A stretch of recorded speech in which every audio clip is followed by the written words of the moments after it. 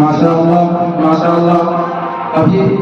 عزیزم امیر حمزہ صلی اللہ علیہ وسلم تلاوت کلام اللہ پیش کر رہے تھے اور ہم محظوظ ہو رہے تھے۔ بعد کبیر کی مدواروں اور شمع رسالت کے بھرواروں، یہ بات روز روشن کی طرح آیا ہے کہ آسمان کی رفعت و بلندی زمین کی پستیوں پر، دن کی روشنی رات کی تاریکیوں پر،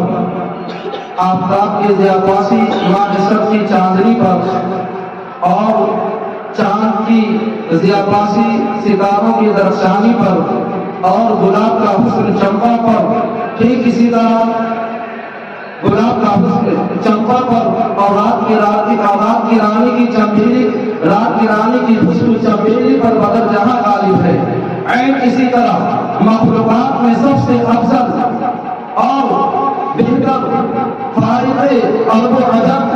خالق کائنات نے جس کو سب سے عظیم انسان بنایا،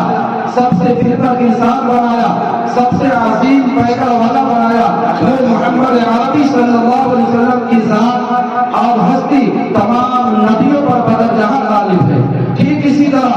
آپ صلی اللہ علیہ وسلم کو عطا کیے گئے معجزے یعنی قرآن مجید کی فضیلت تمام آسمانی کتابوں پر بدر جہاں غالب ہے۔ اور کیوں نہ غالب ہو جب اس قرآن کا اتارنے والا امین، جس کے ذریعے اتارا گیا وہ بھی امین، جس ذات پر نازل ہوا